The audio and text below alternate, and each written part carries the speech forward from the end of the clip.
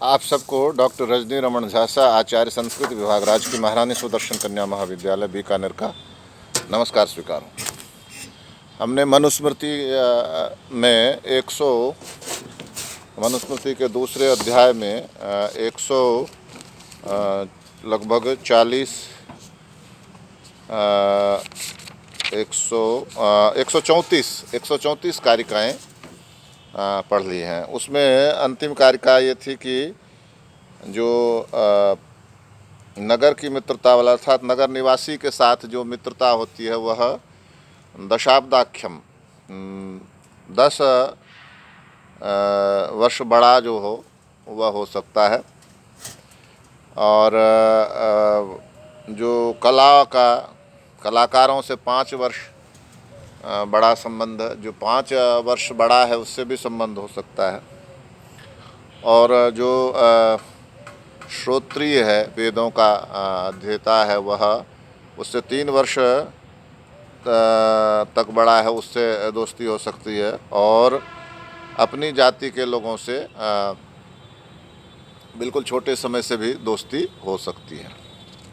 इस तरह से उन्होंने अपना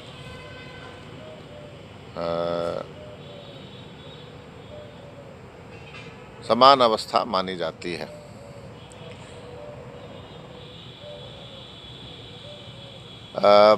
इस तरह से ये बहुत स्पष्ट नहीं है, लेकिन मैं आपको थोड़ा और स्पष्ट करूंगा। तो आज आगे चलते हैं। पहले ब्राह्मणम 10 वर्षम तु शतवर्षम तु भूमिपम पिता पुत्रो विजानीयात ब्राह्मणस्तु तयोः पिता।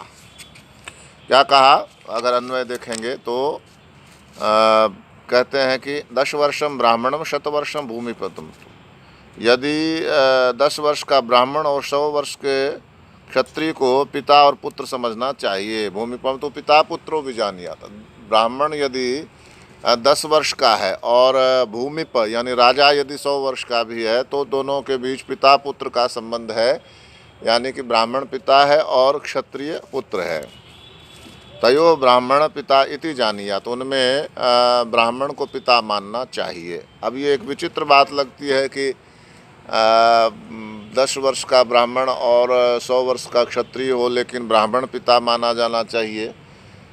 यह निश्चित रूप से यदि आप ब्राह्मण को ऐसे ही समझते रहेंगे कि जाति का कोई ब्राह्मण है तो ये आपको दुख देता रहेगा और समझ में नहीं आएगा। यहाँ सीधा सीधा संबंध वह जो है उनसे है जो ज्ञान के कर्म में निरत हैं, अध्ययन अध्यापन यजन याजन और सत्य का अन्वेषण, इन सब कार्यों में जो लगे हुए लोग थे उन्हीं को ब्राह्मण कहते थे।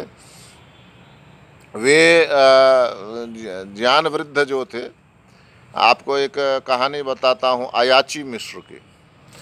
अयाची मिश्र के पिता बड़े संस्कृत के बड़े विद्वान थे और किसी राजा के दरबार में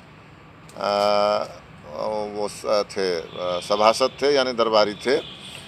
तो एक बार वो अपने साथ अयाची मिश्र को ले गए उस राजा के दरबार में। पिता थे, ले गए बच्चे को दिखाने के लिए।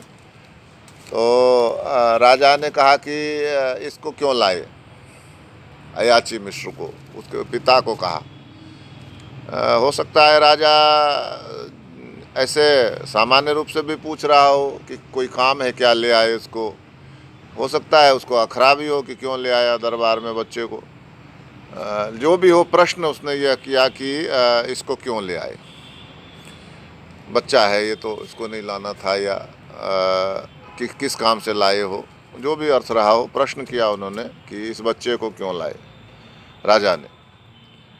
तो अयाची मिश्र ने कहा, बालो हम जगदानंद नमे बाला सरस्वती, कि हे राजन मैं बच्चा हूँ, बालो हम, लेकिन नमे बाला सरस्वती, लेकिन मेरी सरस्वती बच्ची नहीं है, बुद्धि बच्ची नहीं है, ज्ञान बच्चा नहीं है।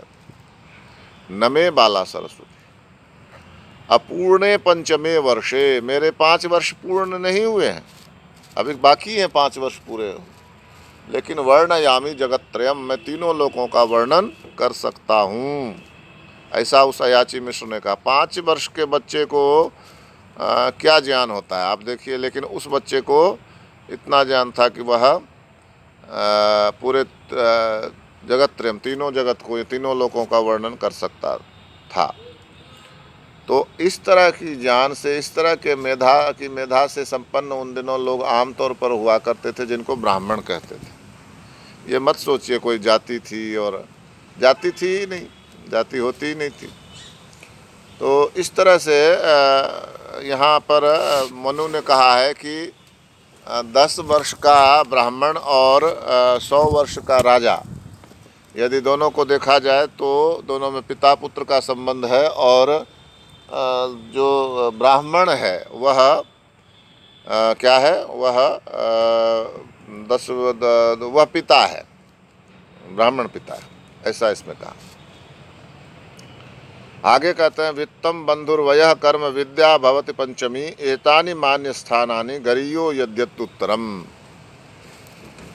वित्तम बंधु वयः कर्म पंचमी विद्या भवति एतानि मान्य स्थानानि यत् यत् उत्तरम तत्तत् गरीयः।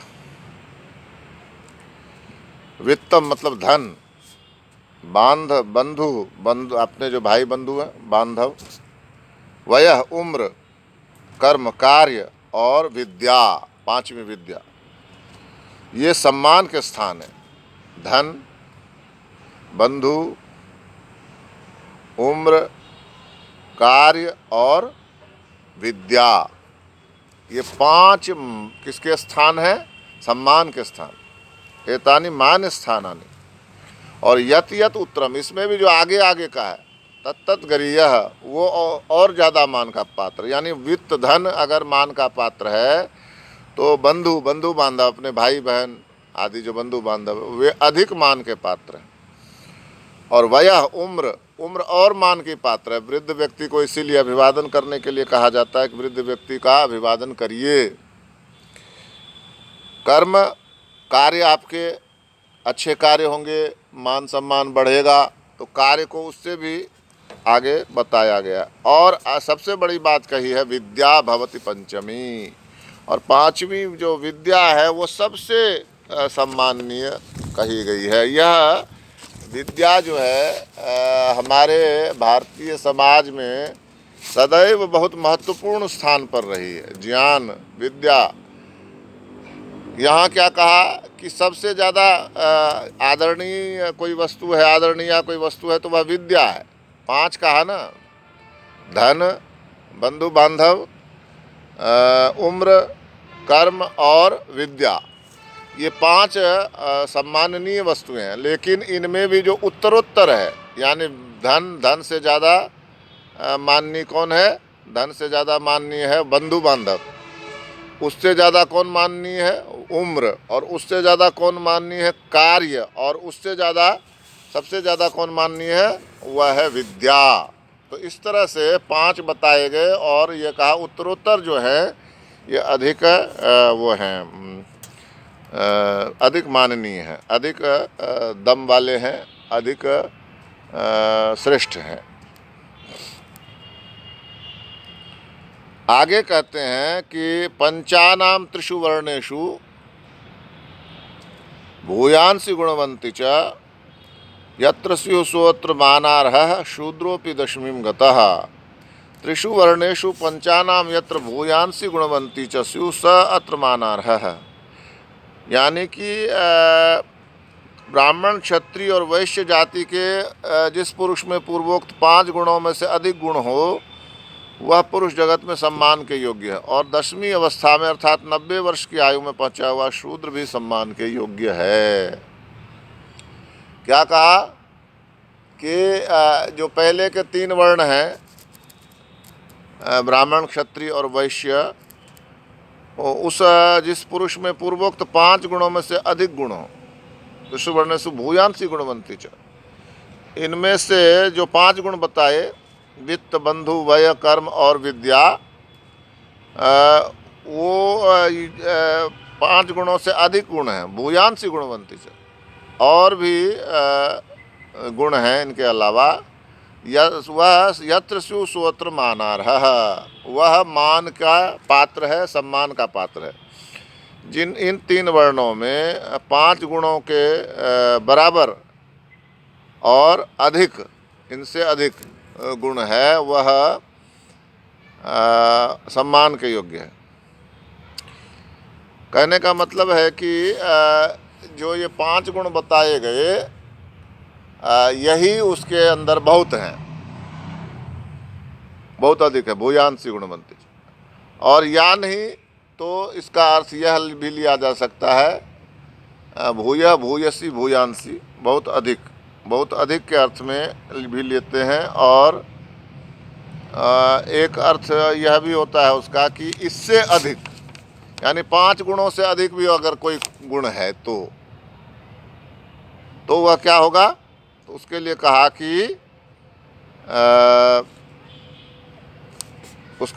कि वह पूज्य है, आदरणीय है। कौन? ब्राह्मण, क्षत्रिय और वैश्य, यदि उनमें इन 5 गुणों के अलावा भी गुण है तो।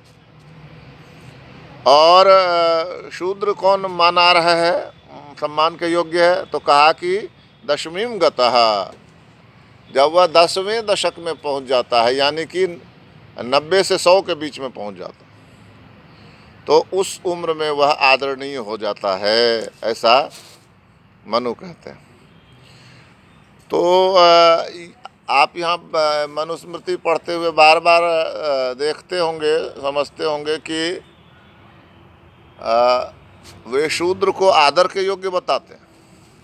हालांकि कुछ समय यह भी कभी कभी यह भी कहते हैं कि भाई शूद्र जो हैं वो अलग उनको बसाना चाहिए, इस तरह की बात भी वो करते हैं। लेकिन सम्मान के योग्य माना है उनको ये देखिए, ये अभी आपके सामने ये कारिका पढ़ी गई कि शूद्रोपि 10वीं गतः, शूद्र 10वीं में चला गया। 10वीं का मतलब है यदि 100 वर्ष की आयु है और उसको 10 हिस्से में बांटें तो 1 से 10, फिर 10 से 20, 20 से 30, 30 से 40, 40 से 50, 50 से 60, 60 से 70, 70 से 80, 80 से 90 और 90 से 100, ऐसे 10 होंगे, 10 भाग होंगे। तो 10वीं में चला गया का मतलब है कि 90 से आगे चला गया, 90 वर्ष से आगे, यानी 90 से 100 के बीच में। तो ऐसा शूद्र कहीं है तो वह भी सम्मान के योग्य है। ठीक है कि जितना हमें कहना चाहिए कि मनु ने उतना आदर नहीं दिया, जो ब्राह्मण जन्म से ही श्रेष्ठ बताया और शूद्र को 90वां वर्ष में श्रेष्ठ बताया, यह तो न्याय नहीं हुआ, बिल्कुल ठीक बात। लेकिन हमें यह भी तो ध्यान रखना चाहिए कि एक व्यक्ति सारी बातें सही नहीं लिख सकता, खास करके जब वह आचार संहिता बनाने बैठा हो। मनुस्मृति क्या है? आचार संहिता ही है। तो वह आचार संहिता बनाने बैठा हो तो वह सारी बातें सही नहीं लिख सकता। एक आदमी में इतनी क्षमता नहीं हो सकती कि वो सब चीज़ का संग्रह करे और उसको सही बताए। तो लेकिन इसका अर्थ यह भी नहीं है कि मनु के मन में शूद्रों के लिए आदर नहीं है। यहाँ भी कहा कि 90 वर्ष का शूद्र क्या कहते हैं, वो आदरणीय होता है। और पहले भी कह चुके हैं कि शूद्र को पूजा करने के लिए कुछ भी नहीं, बस उसका प्रणाम करना ही आवश्यक है। और दूसरी बात क्या कही है कि शूद्र भी रास्ते में मिल जाए, उम्र में बड़ा हो, तो उसको अभिवादन करना चाहिए। अभी पिछले कल या परसों में हमने पढ़ा है अभिवादन के समय में कि वह भी रास्ते में मिल जाए तो उसका भी अभिवादन करना चाहिए। बस खाली कहने का तरीका अलग होगा, भो नहीं कहेगा वो। अयम भो बताते हैं ना, असौ हम कह के काम चला लेंगे कि यह मैं हूँ, और अपना नाम बताएंगे, अभिवादन करेंगे। ब्राह्मण में थोड़ा बड़ा बताया है, असो हम, और अपना नाम बता के भो कहना है। असो हम रजनी रमणो झा भो, ऐसा कहना है। लेकिन शूद्र के साथ असो हम कह के ही काम चल जाएगा, ऐसा मनु ने कहा। लेकिन अभिवादन करने के लिए वहाँ भी कहा है। तो इसलिए एक तरफा निर्णय नहीं लेना चाहिए कि मतलब शूद्रों की स्थिति बहुत ख़राब थी उस समय समाज में। नहीं, ऐसा कभी नहीं हुआ। हाँ, पिछले 1000-1500 साल से स्थिति ज़रूर ख़राब हुई, क्योंकि समाज का सामरस्य था, सामाजिक ताना बाना इतना अच्छा था, वो ऐसे बिखेर दिया आकर बाहरी हमलावरों ने हमारे ऊपर आकर। और इस कारण से छुआछूत फैली, इस कारण से घूंघट फैली, अनेक तरह के जो कुप्रथाएं हैं वो आई समाज में। तो इसलिए यह ध्यान में रखना चाहिए कि मनु इतना ऐसा कोई अनादर भी नहीं करते हैं ज़्यादा शूद्र को, ज़्यादातर अफवाहें ही हैं। तो आज हमने इस तरह से कुछ और कारिकाओं का पारायण किया और हम बाकी का आगे करेंगे अध्ययन। धन्यवाद।